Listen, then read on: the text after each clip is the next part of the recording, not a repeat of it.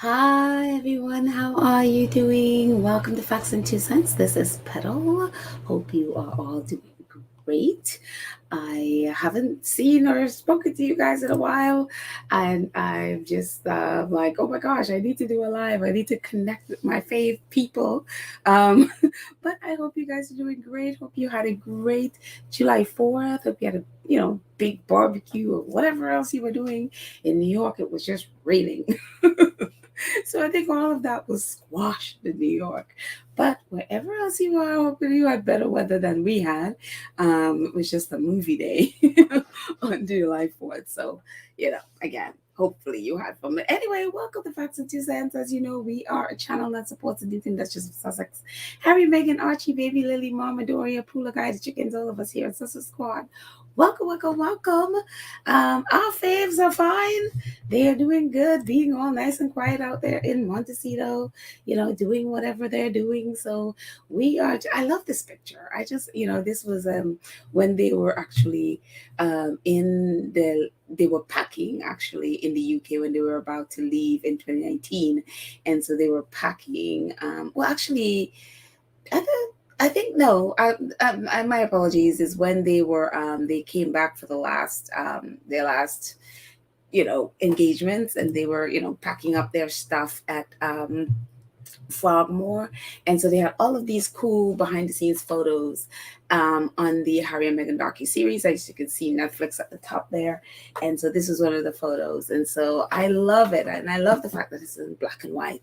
So, but anyway, they are doing good. They're in California. And, they seem to have had a good, hopefully they had a good July 4th. And it's always funny, Harry, think of Harry celebrating July 4th, knowing what it's about, But then he has an American wife and American kids. So there you go. It's got to go along with it. So there you go. So hopefully they had fun and doing whatever it is they were doing. And yes, I know.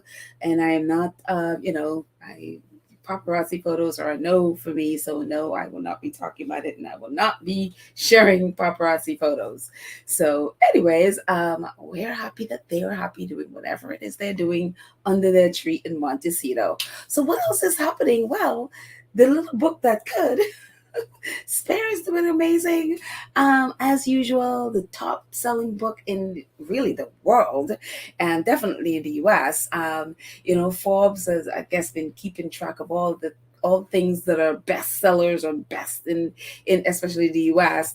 And so they posted this a couple days ago. Prince Harry and self-help books dominate 2023 nonfiction bestseller list in 2023. The nonfiction bestseller list in 2023. And so they had also put out an article about it.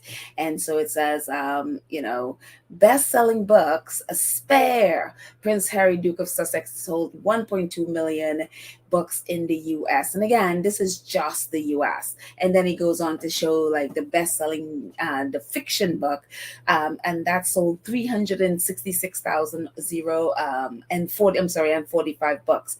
And so when you look at this, it's like, oh my gosh, that sold like about a quarter, less than a quarter. A quarter of the book, not less than, but a little over a quarter of the books that Harry's book sold. 1.2 million, and that's books, like the hard copy, I guess, in the US. That's not including the audio version, the audible version, and then again, this has been translated into 16 languages and probably more by now, but 16 languages. So that's not taking into account all of those other countries where this book's been sold, and a lot of places been number one. And so yeah, this is just the US. And so Harry's books is tops. We are now in July. So, and my feeling is that this is where it's going to be, unless somebody comes out with like an incredible blockbuster of blockbusters of blockbusters. I don't think anyone is knocking Spare off the shelf, because it's been here since January 10th, and it's still in the top 5 New York Times bestseller, and still top bestsellers, in different countries. So again, I don't think Spare is going anywhere, and I think that's again, unless somebody comes out with something so juicy that the world just like blown over. unless that happens, Spare is going to be your top book for the rest of the year. And so I hope, in my mind, I'm thinking she'd get a Nobel Peace Prize. I was even touting him for the Invictus Games for last year. So I don't even know when the Nobel Prize is coming out. I have no idea.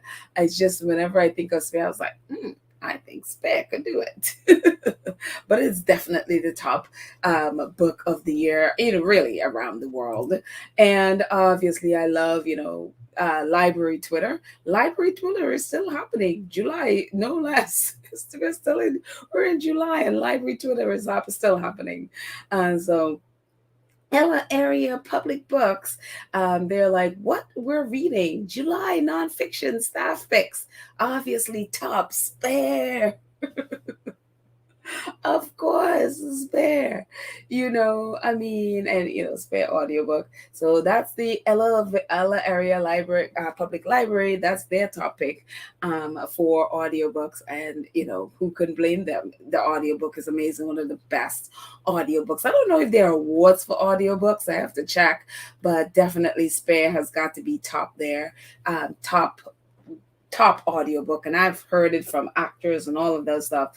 But Prince Harry's reading of his story, amazing, the best I've heard so far. So anyways, moving on, what else is happening? Well, Prince Harry is in an epic battle with all four tabloids, as we know.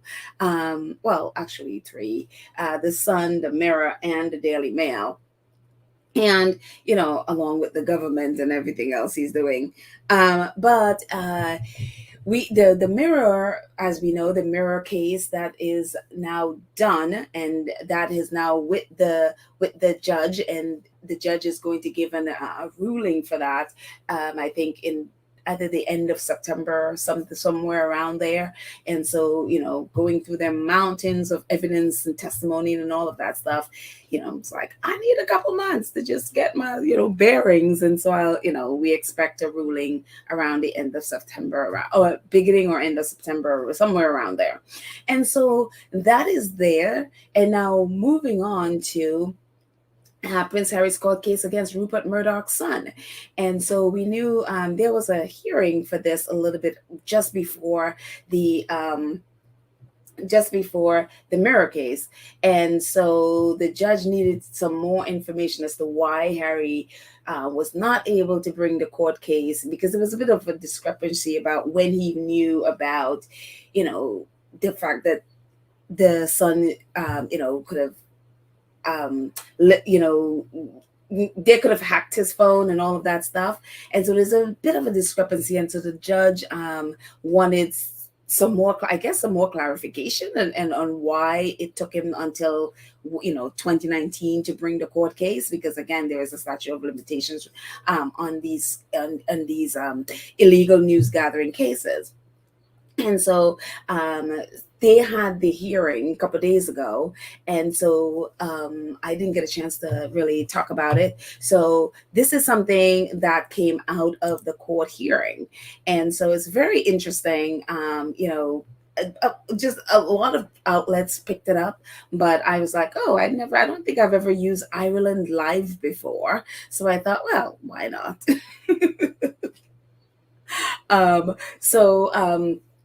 So this is a little bit about what went on in the case, and a lot of this is about what we knew from the last hearing. And the big bombshell that came out of the last hearing was that Prince William got a secret payment of about £1 million, which of course in British speak is a whole ton of money. To an American hearing this is like, it's only $1 million. We are going, in this case would have been like the 100 million or something, at least double digits in millions or something. This is like 1 million is like a huge, a very large payout, and it's like, it's about $1 million. And so, but what happened is that it was secret. Nobody knew about it. Nobody knew anything until Harry talked about it. And so it was this secret thing that was between William and oops, my alarm is going off. The secret thing between William and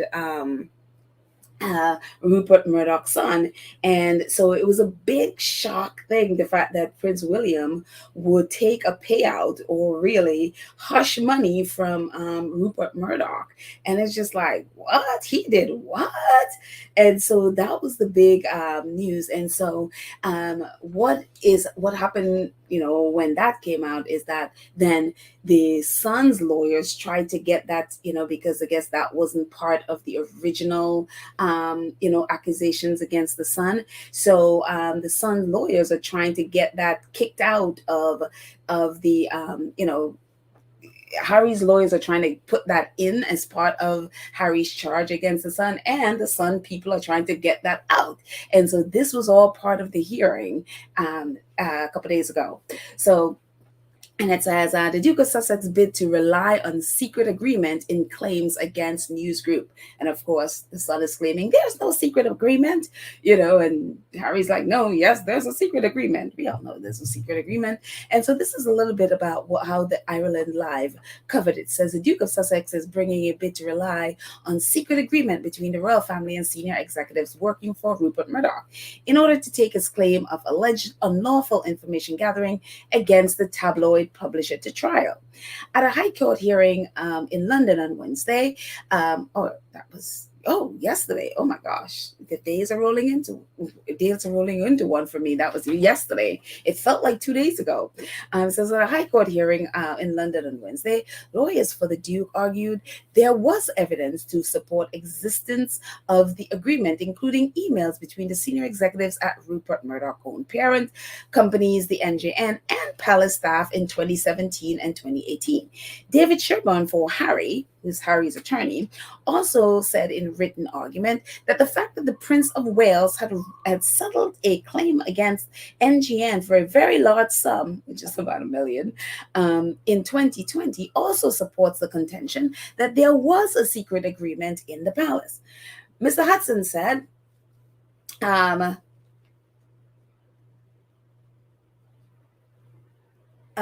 Hudson said the alleged agreement was, I guess this was another attorney, Mr. Hudson said the alleged agreement was such a secret that there's no one apart from the claimant knows anything about it, and even the claimant knows very little about it. So I guess that was another one of the attorneys arguing for Prince Harry, keeping that part of the claim in terms of the secret agreement, and also the payoff to William in as part of his charge against the son, so that they can move forward with that claim. Because again, before Prince Harry talked about it, nobody knew. And it's even saying here, the lawyer is even saying here that not only did no one apart from Harry knew about it, in fact, Harry knows very little about it. So that means the royal family has kept this so hush-hush. That's like, probably Charles and Williams are probably the only people apart from the Queen's, the late Queen's private secretary, etc., know about it. And so again, Harry know very little about it. And so the NGN or the son's lawyer is saying, look, there is no secret deal. There is no paperwork that's claimed that, of any secret deal. There's no evidence of this secret deal. David Sherborne, Harry's attorney, was saying, one of the things that, makes it very curious about this secret deal is that Rebecca Brooks and this other CEO from the News Corp organization, there was no testimony from them. They weren't even asked to give testimony. And the lawyers for NGN are saying, well, wait a minute. When this secret deal is supposed to have happened, Rebecca Brooks and this other gentleman were not working for the Sun at that time. And so that's a little bit of a discrepancy thing. So whether David Sherborne is talking about including those two officials like Rebecca Brooks and this other gentleman,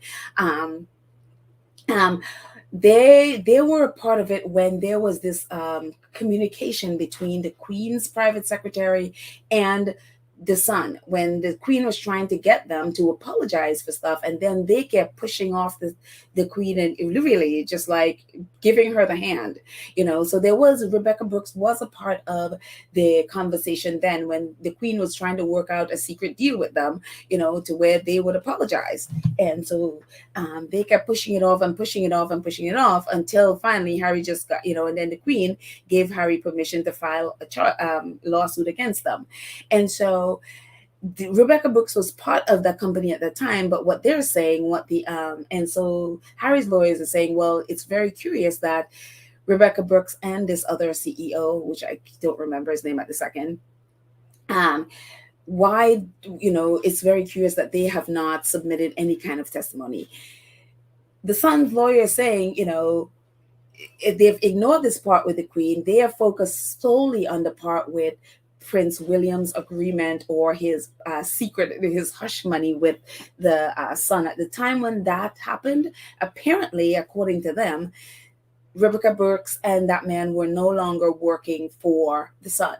And so they claim that the people who were working for the Sun at the time claimed there was no secret agreement between them and the palace. They don't know anything about it. There is no evidence about it. The thing about the UK that it's one of the things you learn very quickly about how deals and how all of these behind the back things are done. None of these things you will ever find paperwork. You will never find any kind of paperwork at all. And I learned that when we talked about Jersey Island and how they deal with, how the British establishment deal with things that they don't want anybody to know. They want to pretend it's otherwise. For example, one of the things with Jersey Island, they always say, oh, no, Jersey Island is independent. It has its own government. It has its own senators and all of those things. It's his own legislature, in terms of, or parliament, I should say, for them. They have their own, they run their own island, even though it's basically owned by the Crown. The Crown doesn't control what happens on Jersey Island. That is technically true. But what is actually true is very much the difference. They would say, no, there's no evidence that the Crown controls the Jersey Island. There's no evidence that the Crown, basically installs their own courtiers there to, get done what the Crown wants it to do. There's no evidence of that. And there's a specific reason for that, because they don't put anything on paper. They put nothing there that is traceable. They make these deals. What they will do a lot of times is that they will meet for tea and they will do a quote unquote suggestion about things, which is not a suggestion at all. It's basically a command. This is what you have to do. But they do it over tea, and they do it in this kind of way that it seems one way, but the person receiving the message know exactly what they mean. And this is how this kind of thing works with here. It's the same thing where, why Jersey Island is the way it is, and that it is literally run by the Crown. It's like the courtiers, and if you notice how Harry and Meghan are treated, we've talked about this before, how the press treats people who go against the establishment, basically the Crown, it's literally the same way. If you look at how the British press are with Harry and Meghan, it's literally the same way how you are if you go against the Crown. There's this guy, Stuart Stuyvesant, or whatever he is. He went against the Crown and really accused them of, a lot of child, molestation and all of these things. And he totally went against the Crown, and he has had to leave Jersey Island. He is basically, had to seek asylum in the U.S. And so it is one of those things where they literally said, if you go against the establishment, you cannot stay there. They will destroy your life. They will destroy your family. They will destroy everything. It's exactly what they've been trying to do to Harry and Meghan. And so this is how they work. If you want to use as an example of why you will never, ever, ever find any evidence for Rupert Murdoch and Prince William's deal, their hush money payment, or the contract, the secret, invisible contract between them, it will not be on paper. You'll never see that on paper. You'll never see evidence because, again, that is not how they work. They work over a handshake. They work over, let's just have a drink and we'll make suggestions about things, but you know exactly what they're doing. You know exactly what, the two people, they know exactly what it is. To everyone else, there's no evidence, so therefore there's no evidence of a crime or any of those things, or nefarious, dealings going on between the two, because they don't leave traces. And that's why they've been so successful at being one of the most corrupt countries in the world. That's how they do, having all of these tax shelters. That's why they're so successful, because they don't leave evidence. You will never find evidence. That's why they've been so successful at hiding this stuff. And so for the lawyers claiming that there's no evidence, there's no paperwork, that's ridiculous. Again, anyone who knows how the British work know that they will not leave evidence. So yeah, anyway. And so there again, there is a big tussle there. So who knows what the judge is going to come back with, it, if he's going to allow this in, if he's going to take it out. And again, who knows if Harry's part of this court case will move forward. Again, the lawyers for the son is claiming Harry has no evidence that he had, that they have gotten illegal news gathering from him, or if they were, he was hacked or any of that. He has no evidence of this secret agreement between them. He's no evidence. So we'll see what the judge says. The argument on both sides was convincing, especially, I think, Sherborne, Harry's lawyers and those guys. I mean, I hope yesterday wasn't the first time that they heard that, Rebecca Brooks and that guy, that other CEO, weren't a part of the son when Prince William's dealing got his hush money. So hopefully they knew that and were able to. And I haven't gotten the whole transcript, so so we will see. So we'll see what will happen with this case. If it, fingers crossed, it moves forward and Harry is able to, as he did with the Mirror, have his day in court. And whether he'll go back there for it, I don't know. Maybe this will just be where he joins the proceedings via secure a secure feed or something, or it's just written testimony. We'll see. But Harry definitely wants this to go to court. And so this is like a summary of just where the court cases are. It says the status of Prince Harry's phone hacking cases against the UK newspaper. With the Mirror Group newspaper, it says the trial is finished on Friday, which was a couple of weeks ago, after Harry gave evidence in early June. Judgment expected in the autumn, again around late September, something like that. The News Group newspaper, which is one we were just talking about, publisher of The Sun, awaiting the outcome of Wednesday's hearing, with the ruling expected in the coming weeks on whether Harry can take the case to trial in January. So this will be a 2024 trial if it goes forward. And then with the Daily Mail, that is upcoming. There was a hearing before earlier this year. I think it was in March. Yeah. The Associated Newspaper, publisher of the Daily Mail, awaiting the outcome of a hearing that took place in March, which with a ruling expected in the coming weeks on whether Harry can take the case to trial sometime in 2024. So again, Harry's going to be in court until if these cases go forward, he'll be in court in 2024. So we look forward. I'm telling you, Harry should just go ahead and get his law degree, because he's all up into this. He might as well. So after a year, the last from 2019 to now, him and Meghan have been all up in court cases. So by now I was like, Harry's probably studying law. And so I wouldn't be surprised. I think he could. I mean, I always have all these visions for Harry of all the things Harry could be doing.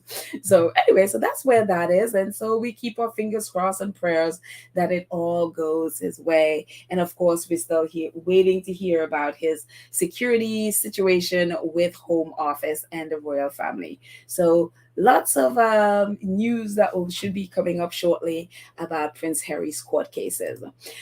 What else is happening? Well, as we know, last week, the the very toothless IPSO, which is the Press Watchdog in the UK, gave down its very toothless ruling to the Sun and Jeremy Clarkson for that very vile article against Meghan. And it's just really, we're all very sickened by it. There's a couple of organizations that put in, the complaint along with 25,000 other people.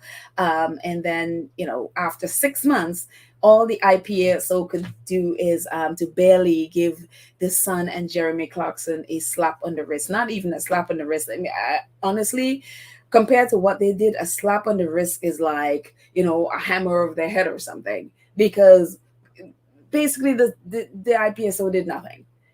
They did absolutely nothing. No penalty, no fines, nothing. No apology, nothing. They had to do nothing but print the ruling in the paper. That's all they did. And it was just, it's ridiculous.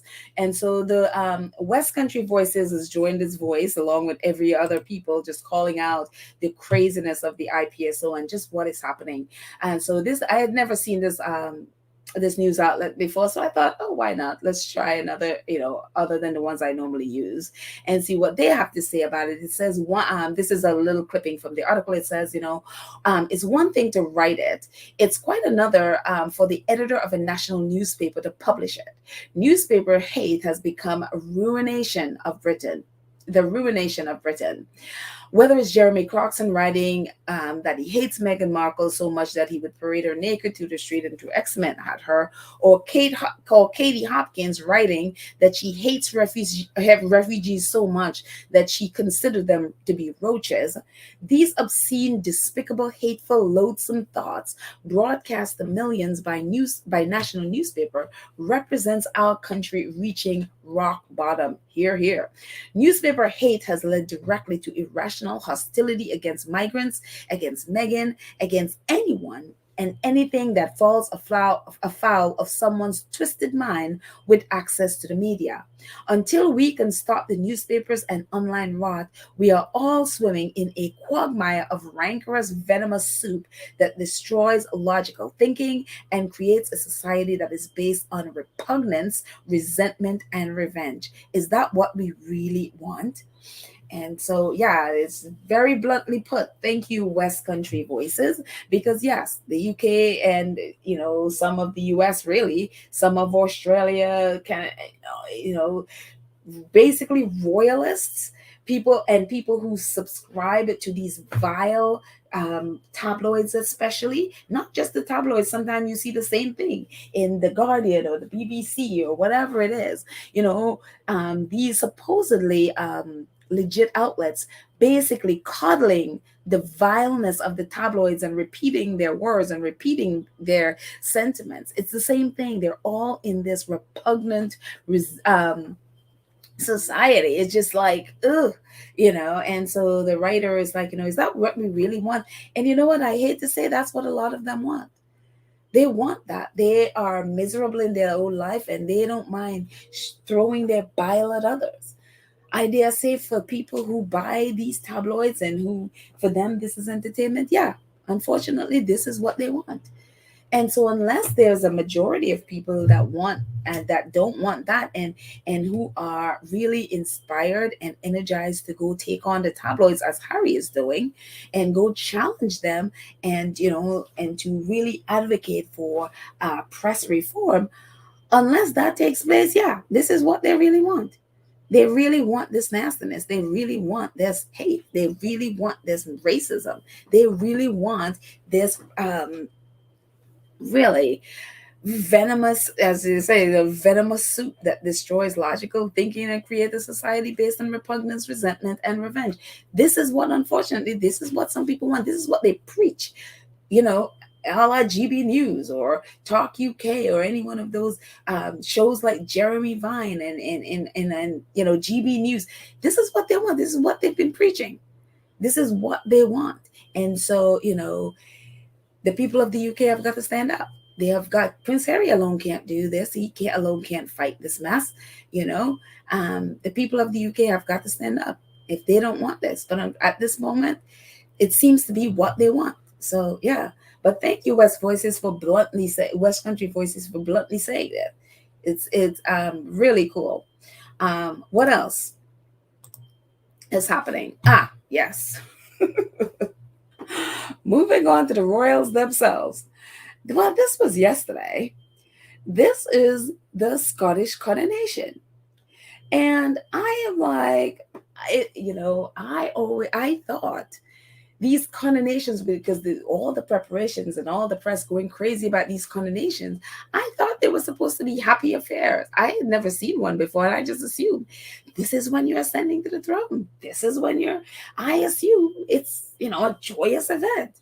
And yet here they are in the second one. It was the same one with England and the coronation, and they look like the most depressed, miserable people I have ever come around. I mean, the man in the back looked like he is falling asleep, you know.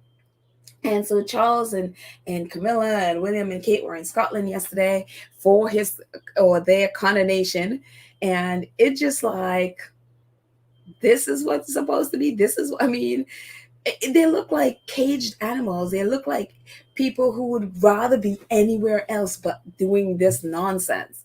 Again, the UK is in a cost of living crisis. Why is there another coronation for this? Like, talk about not reading the tea leaves, not reading the room. It's just like, are you serious? And the funny thing is that Scotland is not having it. This is the Scottish Green. This is a republic group in the UK who are for um, advocating for independence. And so they're called the Scottish Greens. And they said, in the 21st century Scotland, the monarchy is nothing to celebrate. It is out of date and undemocratic. It is out of date and undemocratic institution which nobody can hold to account. It's time for it to go. So that's one of the Scottish Greens people speaking about the coronation yesterday. And it also said the Scotland, which is a news outlet in Scotland, it says the Scottish Greens, same people I was just reading, the Scottish Greens co-leader reject invite to service of Thanksgiving for the king. So the king and whenever they were having the service of Thanksgiving, I guess, and to commemorate his coronation. And so they are like, no. And we just read what Miss Skelter said. And so a little bit about one, they rejected Charles's and the palace's invitation because they're not having it. And this is what they went on to say. So Ms. Slater says, in the 21st century Scotland, the monarchy is nothing to celebrate. It is an out-of-date and undemocratic institution. How can we justify a system that allows one family to enjoy so much unearned wealth and privilege at a time when millions of people have so little? Scotland can be more modern and democratic republic with an elected and accountable head of state. I want every child in Scotland to know they live in a genuine democracy and that they can achieve the highest office regardless of which family they come from. So Scotland is not having, at least their Republican Party, they're not having it. They're like, it's time for them to go. And it seems that much of Scotland they were feeling the same way, because this is along the route where the coronation is supposed to have happened. I'm sure Charles and his people expected millions or at least hundreds of thousands to be out cheering the king on the streets of Scotland yesterday, and this is what they got. Barely one person deep. I mean, look at the gaps. This is the parade route, and also along the parade route was the Republic group. Not my king, you big yellow signs. We remember those. And one of the signs says, only tourists are cheering. And apparently where they put this group is not exactly where the Republic group with all their big yellow signs. They put them apart on a side, or at least in a place along the parade group that the king and queen were not going to be traveling on.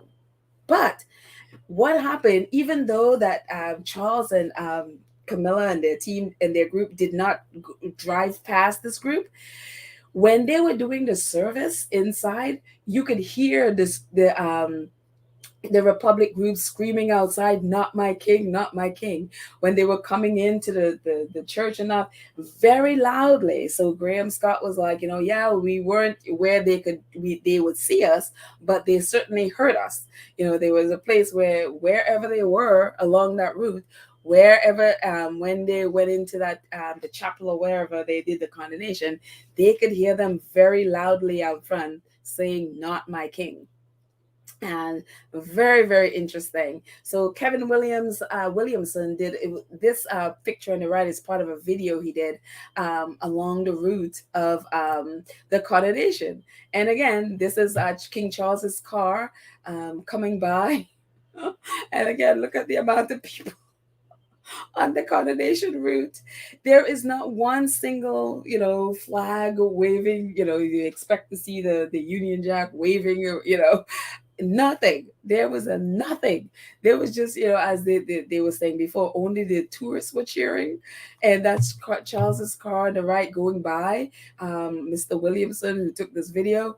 And look at along the route, there was just a few people there. No, it's just like, what happened to this coronation? You know? And it was very funny. And apparently, wherever they went, I guess that was probably their route to the chapel. And then people thought that was it and then left. So when they were coming back, like they said, like 70 minutes later, there was even less people there. This is some kind of coronation mass. And the National, which is another outlet in Scotland, they wrote in this article, and I had to laugh. And the picture at the bottom of the picture says, "A few people who had gathered on the Royal Mile managed to catch a glimpse of the King Charles through a car window." And this is Charles with his car window. Must be a little bit aghast at the little bit of people that were there. And apparently, when the car, was going by, you would think it'll go slowly so the people, they could wave whatever. No, it just zipped by. And I'll put a link to the video so you can see it zipped by. So the National, they were interviewing people out there what they thought about Charles's ceremony. It says, what people on the Royal Mile, which is the mile-long drive where the car was driving. It says what people on the Royal Mile said about King Charles's Scott ceremony. One person was like, "Was that it?" An older man asked his friend after King Charles's motorcade passed down the Royal Mile. That wasn't at all. That wasn't all I was thinking it was. A child told their parent at much the same time. All this, why? For this small thing? A security guard asked a group of their colleagues. These snippets of conversation heard the first time the monarch passed along Edinburgh's famous Central Street summed up the feeling in the air. The day, heralded as a mini coronation for the king in Scotland, proved to be underwhelming in the extreme. So yes, very, very underwhelming. So expect a lot of nastiness going at the Sussexes. Expect a lot of distractions from all things Sussexes, because nobody wants to report how underwhelming this was. Nobody, least of all the King Charles and his family, they look about as miserable as could be. Maybe they were hearing outside the "Not My King" screaming through the walls of their chapel, but they looked miserable. He doesn't look happy here. And again, this is still from a video, so who knows what happened before and after. But it just. He couldn't be happy with the little bit of people that were there, and then coming back, I guess, from the chapel to see even less people. That must not have been fun, because again, this was supposed to be his coronation. Again, not reading the tea leaves. If you read the tea leaves, you would have known not to do this stupid coronation, because nobody is into it.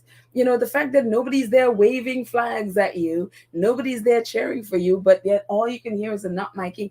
That's a big sign.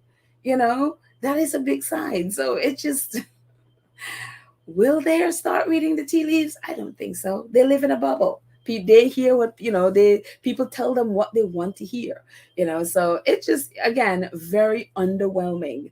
And again, expect a lot of nastiness going to Sussex's way, because why? The British press would not want to talk about this. So, anyways, yep. Moving on to more nonsense from the Buckingham Palace. Buckingham Palace misses ethnic minority staff diversity target again. You think? Kensington Palace, however, has 16.3% of staff from ethnic minority background, up from 13.6 last year. So at least Kensington Palace is doing a little bit better. Don't be fooled by those 16% whatever. That depends on how much staff he has, and a lot of times it just means that they have like one or two people. Doesn't mean for me, on my part end, doesn't mean that these people are black people. It could, when they like ethnic minority, a lot of times, the majority of times, honestly, they're really hiring South Asian people, and they're like, oh, the minority, or diversity doesn't necessarily mean they're black people. They mean, because a lot of South Asian people don't consider themselves black. They don't, they say we're South Asian. A lot of them literally are prejudiced against black people, aka a lot of people they have in their home office and all of that stuff, who are very, very prejudiced against black people. So a lot of times they say, we're hiring, but that doesn't mean they're black people. A lot of times it's South Asian people, or some people of Asian descent, whatever. And so Kensington Palace is boasting that. A very interesting thing with this all came out with the the Sovereign Grant Report, which I haven't touched on. I'll have to do an episode about that. Very interesting that Prince William came out with this diversity report, like, oh, we have 16% of our staff is minority background. They did not put out their budget for for the last year. They refused to put out their budget for the last year. Charles put out his, but William and Kate refused to put out theirs. And one must wonder why that is.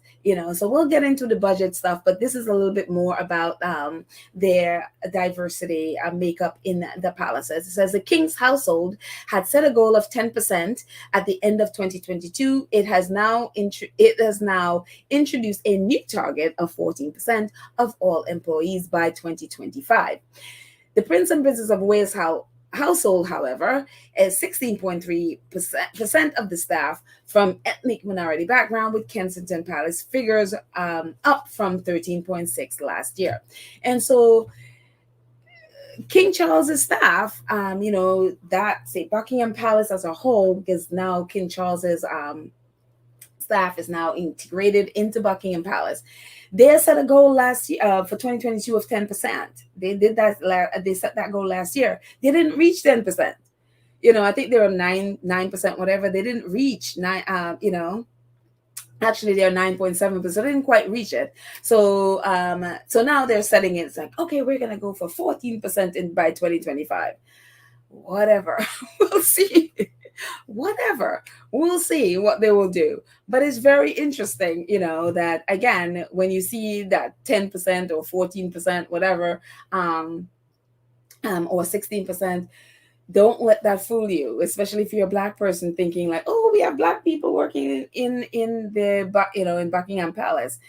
There may be one or two, don't be, thinking that they did. Yeah, no. And a lot of times with it depends on how much the staff is. And a lot of times it's like about 2 or 3 people at most. So yeah. But we'll look at that another time. But one of the things that's very interesting with this diversity report is that the Daily Mail actually came out with this. I think it was last week. I saw a clipping.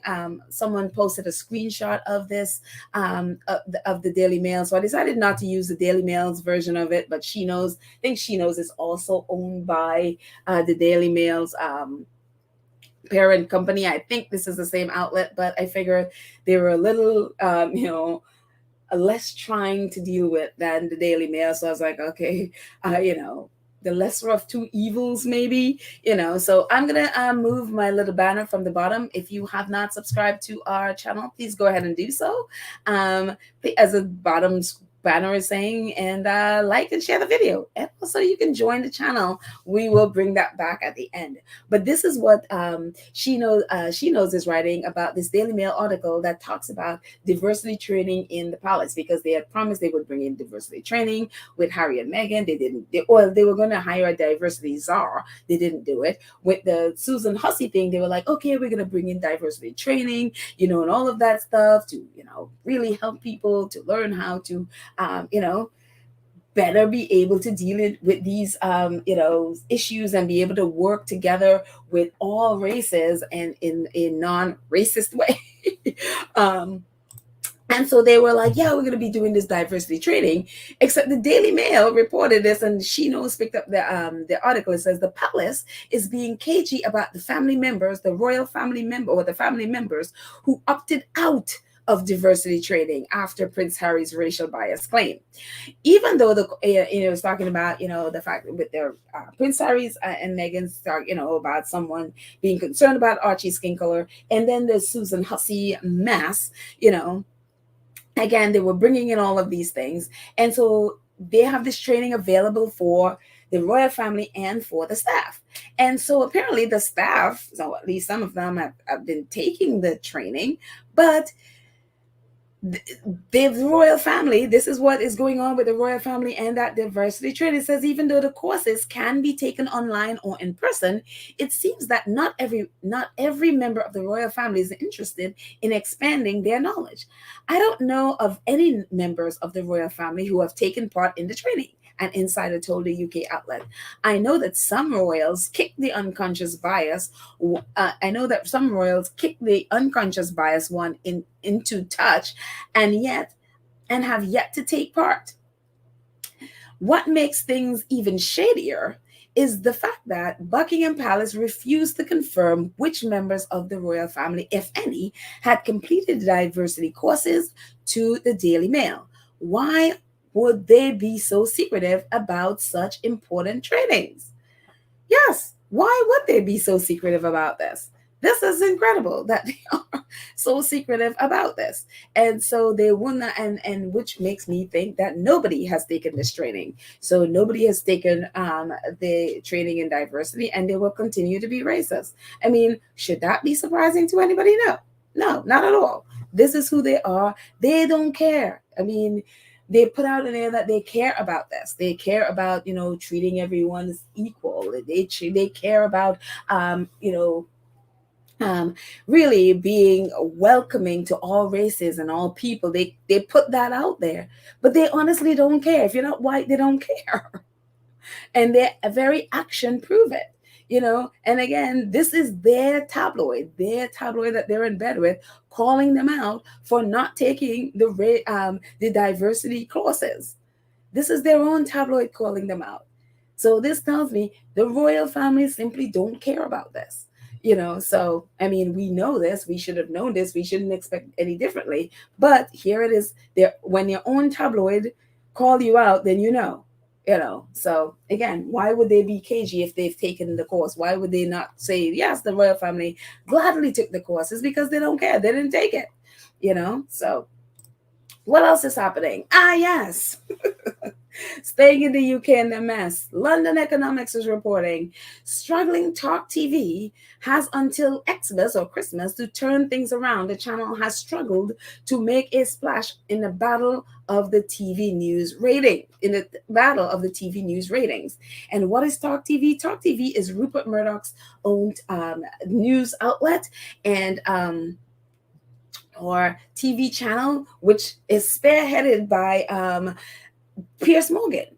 Piers Morgan got a $50 million contract to really be the face, the face and the brand that take this to outer space. It should have been the biggest thing in the world. It would have been, it would destroy Harry and Meghan. It was supposed to be anything. Yet Talk TV, from the moment it debuted, it has been DOA. It had been dead on arrival. Piers Morgan has nothing. The only thing that he had going for him was attacking the Sussexes. That's it. You know, the rest, I mean, Talk TV, they literally have shows where there were no viewers. Piers Morgan's rating, unless he gets, you know, to talk to somebody like, you know, the footballer guy or Donald Trump or, you know, Ukrainian President Zelensky or any one of those. Apart from that, his ratings is in the toilet. The majority of their shows, the ratings is in the toilet. The majority of their shows get beaten by GB News. When you get beaten by something as deplorable as GB News, you know you're in the toilet.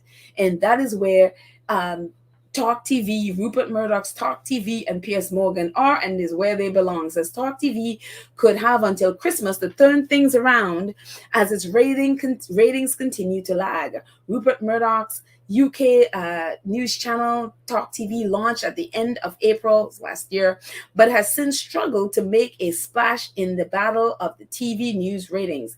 Even Piers Morgan, the channel's biggest name presenter, has largely failed to draw in a notable number of viewers when compared to the lowly despicable GB News, Sky, and BBC News. It is horrendous. And these are the same people. Again, Rupert Murdoch's tabloid, glorified tabloid Wall Street Journal has kickstarted this whole nasty narrative about the Sussexes being failures, that they are flops, that they, because they, parted ways with Netflix and all of that stuff. They have been trying to drive this narrative that the Sussexes businesses are a flop and a failure and all of that stuff. Meanwhile, all of that was just projection, as we've been talking about all the time. It is projection because Talk TV is a failure. I guess they were trying to make it like the UK's version of Fox News. It is a failure. Piers Morgan has been failing up his entire life, and this is just another example of him failing. And if this completely just goes I'm sure he'll continue to fail up on another channel. I mean, the whole thing, again, this is Rupert Murdoch trying to tap, and we know because it's Harry suing them, and that they're using all their outlets to destroy the Sussexes and trying to destroy their businesses. But here it is in black and white. It's their channel, it's their news outlets that's failing. The same thing with GB News and the rest. They are failing, but they're trying to, instead of focus on their own mess, they're trying to attack the Sussexes. Failures, that's what they are. Absolute abject failures. And I hope people continue to stay away from Piers Morgan, stay away from anything Rupert Murdoch related, and let them die. That is what I say. Let these outlets die. There is no need for them.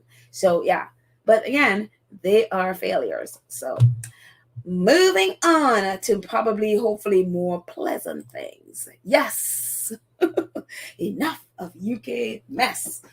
Off to New Zealand. The New Zealand Defence Forces is counting down to Invictus Games DE. And these see shots of our New Zealand team training together ahead of pre-deployment in September. Competition is high. They are ready to go. Let's get it. Why now? I guess that's how we say it. They say it. But yeah, so this is the New Zealand team training for Invictus Games DE or Dusseldorf in Germany in September. They are excited. They are training. And so Invictus Foundation, well, he's like, go Team New Zealand. We haven't seen you at Invictus Games since Sydney 2018. It will be great to have you back. And I didn't realize that. I didn't realize that New Zealand was not there since Sydney, and so it's really awesome to see that they're going to be back to the games in Dusseldorf. So kudos to Team New Zealand and all the other teams that will be competing. We are very excited for what you will be doing. So yeah, very, very cool photos. So yes, go Team New Zealand. So anyways, that's it, guys. That's all I got. Thank you so much to our awesome moderators, Lydia, Trish, Nelly, Karen M, Cookies and Cream, and Black Queen. I kept forgetting to add Black Queen to our as a wonderful moderator. So thank you guys so much for what you've done, moderating the space and all of that stuff. I am going to post this today. And again, I should tell you, I started teaching again. So I'm teaching my babies, my teens. And so my schedule is out of this world. So between doing this, teaching, my job, my photography work, and all of those things, it is madness with my schedule. So when I post this today, I may not be in the chat. So I'm going to leave it open. You guys can chat, just, behave yourselves. Don't give our mods too much problem if they're on it. Yeah, so I may or may not be in the chat. I am not sure at this moment because of how my crazy schedule is. But I want to post this today. So anyways, thank you to our absolutely awesome moderators. And thank you so much to our awesome 2 Cents Crew members who support the channel on a monthly basis, and I'm still working on that list again with my crazy schedule. Thank you so much for supporting the channel on a monthly basis, and for you, I am so grateful. Thank you, and to all of our Gold Star supporters who support it via PayPal, Cash App, in the chat, whether it's super stickers, super thanks, super chat, just straight up just a donation. Thank you, thank you, thank you, thank you, all of you so much. I can honestly say we couldn't do this without you. So thank you, thank you, thank you. And if you are new here and you have not subscribed, please go ahead and subscribe. Hit the notification bell so you would, when we drop a video, and that's right at the bottom of this video. So definitely go ahead and do that. Join the community. Help us to grow a channel by sharing, liking, and sharing a channel. Definitely, again, if you are able, join the channel as well. That would be really awesome. So thank you guys so much.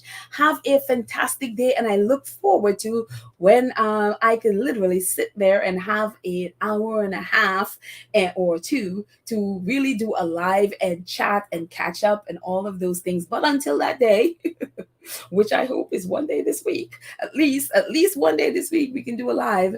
I look forward to chatting you. So until that day, my friends, have a fantastic day. I love you all, and I will chat with you soon. Bye.